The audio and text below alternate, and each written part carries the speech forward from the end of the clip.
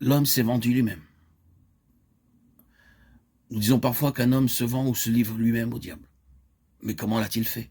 Certes, il ne s'est pas vendu lui-même objectivement comme s'il vendait quelques biens, meubles ou quelques objets, que cette chose devienne la possession d'un autre. Il s'est vendu lui-même subjectivement, il s'est vendu ou livré dans son âme. Il a vendu, à vrai dire, son âme au diable.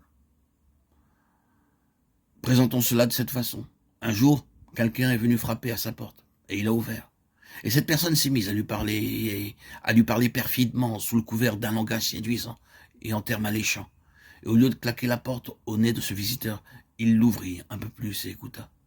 Souvenez-vous que c'est toujours là le premier pas vers l'esclavage. C'est toujours là le premier mouvement vers une situation qui réclamera la rédemption. Écoutez le diable et ne pas réagir. Immédiatement avec la question, ceci est-il vrai de Dieu ou ceci est-il faux quant à Dieu? Est-ce que Dieu est une telle personne ou non? Si tout chrétien réagissait de cette façon aux suggestions et aux insinuations sataniques, combien la situation serait différente dans maintes vies chrétiennes. Beaucoup se trouvent dans un esclavage terrible, parce qu'ils ont écouté et ils ont ouvert la porte. Ils ne se sont jamais posé la question, crois-tu vraiment que Dieu est ainsi? Permettez-moi de vous recommander avec insistance d'amener cette question dans votre problème présent.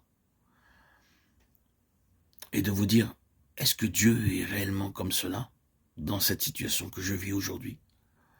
Lorsque l'homme ouvrit la porte de son âme et écouta l'ennemi, il l'ouvrit à l'incrédulité. Et souvenez-vous que l'incrédulité est le péché de base. Soyons très au clair à ce propos. Il peut y avoir derrière cela des motifs, mais le péché de base est l'incrédulité. C'est une chose que Dieu ne veut pas. C'est la chose qui gêne Dieu, qui l'éloigne, qui le maintient dans une situation de non-engagement. Là où l'incrédulité apparaît, Dieu se tient à l'écart. Et aussi longtemps qu'elle persiste, le gouffre devient plus béant.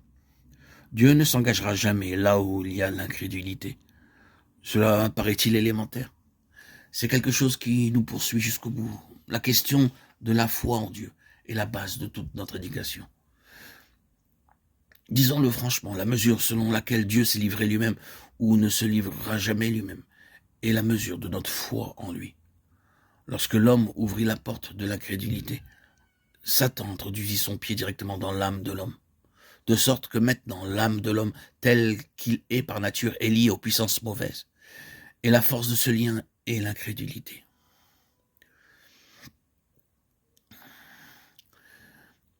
L'union entre l'homme naturel et Satan est maintenue jusqu'à ce que cette incrédulité puisse être complètement brisée en morceaux. À cause de son incrédulité, Adam suscita et établit pour toute sa race un lien de l'âme avec les puissances mauvaises. Et c'est cela la nature de la servitude de l'homme.